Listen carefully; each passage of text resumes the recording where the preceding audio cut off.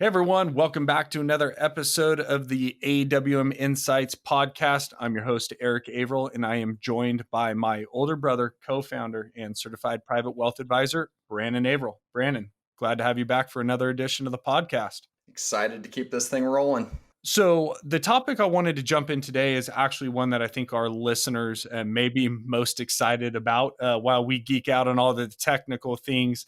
Real estate's a conversation that I think everybody feels very interested in, probably because it's something that they can wrap their heads around. They've maybe experienced it through home ownership or just the general conversation, even as big as our president being known as someone who has made a lot of wealth through real estate. And so, I want to jump into that topic today, Brandon. A lot of the questions we're getting from clients or just from people in general asking us is, hey, Brandon, is now a good time to buy real estate? And my first response is I love the fact that the framework is this an opportunity to buy in the midst of uncertainty? That's letting us know that our clients are thinking about investing in the right way. But what I want to hear from you, Brandon, is just a general opening. It's kind of a broad question, but what are your thoughts about when it comes to investing in real estate? Yeah, Eric, we obviously get the question quite a bit. And I'll come out and say right out of the gate that we think investing in real estate over the long term can be a huge wealth creator for our clients. But unfortunately, where most people start is with residential real estate, the concept of flipping. They look at their home as an investment. I think, what we really try to do is narrow down what are we actually talking about here?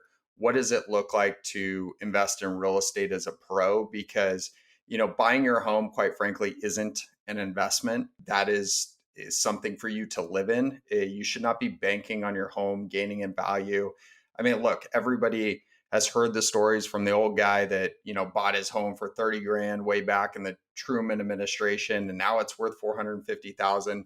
And I think people don't do the math and really try to figure out what the return on that is. There was a quote by the Yale economist and Nobel laureate Robert Shiller. He reported that yes, it's a long term, but from 1890 to 1990, the actual return on residential real estate was about zero. So, I think it's context around what we're talking about, and I'm sure we'll get into more how to actually evaluate real estate and make sure that it is a good investment for you. But yeah, I think it's a great piece of the puzzle. You got to figure out where it fits in, and you got to make sure you're evaluating it like a real investment and you're taking all the costs into account.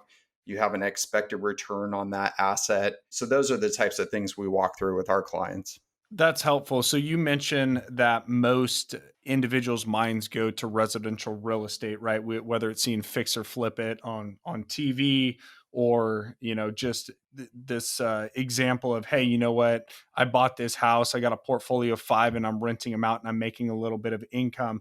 But what you mentioned is you actually believe that wealth creation in real estate comes in different areas. What are the other types of real estate that investors should be investing in looking for expected return?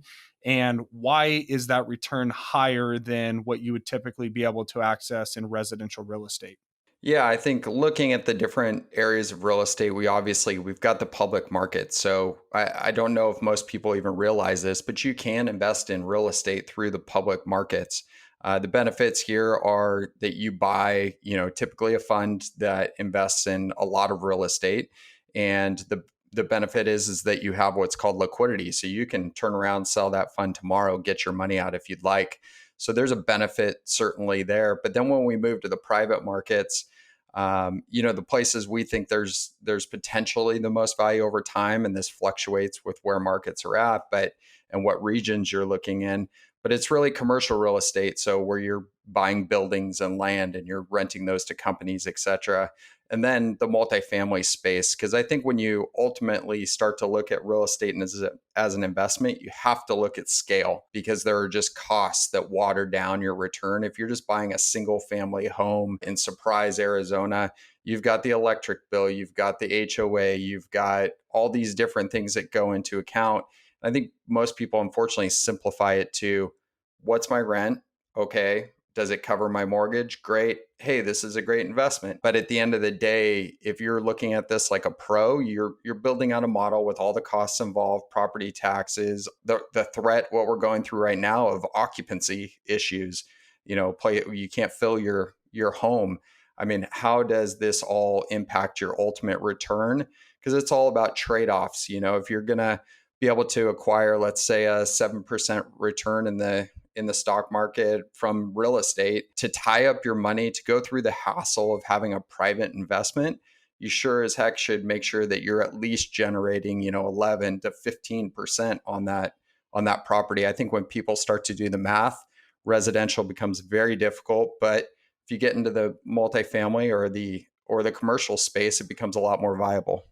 That's super helpful. I think it's interesting. One of the things that we talk about, right, of why we really want everyone to do their due diligence and to be very cautious going into this is we want you as the investor to actually capture the return that you deserve because you've worked so hard for your money. And there's this, I think, mentality of why people enter into real estate is it feels safe, right? Is even after 2008, it still feels like, hey, this is a guaranteed win.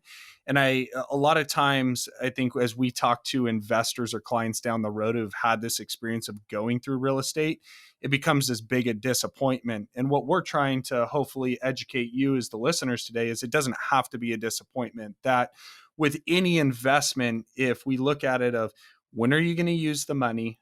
What are the risks associated? And are we going to make sure that we get the return that we're due? So when Brandon, you talk about that 12 to 15% because of illiquidity, I think that that's so important. And just the caution or the warning in the private markets that we've also seen is because they're private and the information is not fully transparent, the devil is in the details. A lot of times you're going to see initial investment docs that say, hey, we're promising an upside of 15, 18%, but the devil are in the details of the management fees. Can you talk a little bit about just what are some of the risks when it comes to the private markets? And, obviously we don't have too much time to go into super detail, but just some high level things that we can provide our listeners. Yeah, I mean, I'll try to keep it super short. I mean, as you mentioned, devil in the details. We see tons and tons of real estate pitches from different folks. And the one thing we've learned over time is you have to understand the deal. Fortunately, we have relationships with fantastic real estate investors that have built hundreds of millions of dollars of wealth for their family over time. And so we've been able to parcel through those. But it takes a pro here. For every 10 pitches that you see on the real estate side, it's kind of like the venture side. You probably only want to consider one or two, and you want to find a good manager that you can trust. And then hopefully you can go back to them over time. But yeah, certainly you're going to get pitched, especially our clients being athletes. It's pretty amazing how many people have got a hotel in Nashville or some student housing near the University of Minnesota, and all that stuff might be great, but it's really easy to sell. And as you said, Eric, I mean, you can look on a daily basis at your stock portfolio. You can see the price changes. With real estate, you can't see that on ongoing basis, but you better believe that value is changing. If you think about it in this way, if you went every single day out to sell that property, do you think the value would be the same every day? There's no chance. So there's some benefits not being able to see things, but make no mistake, it's definitely moving up and down in value like everything else. Well, that's great, Brandon. And, it makes a lot of sense, right? Where there are some of those risks, that's where the higher upside is available. And so, once again, I think listeners is we are massive supporters of real estate in the proper context and personalized to your custom plan. As I think, as you hear us say every single week, is you need to be talking to your certified private wealth advisor, asking the question, not is real estate a good investment, but is it within what are my goals for my family and for my portfolio? Where does real estate fit in? And is it an appropriate investment based off of my risk profile. And so, kind of with the end of that, if you guys have any questions, we'd love to hear from you. As Brandon mentioned, we're looking at real estate deals every single day.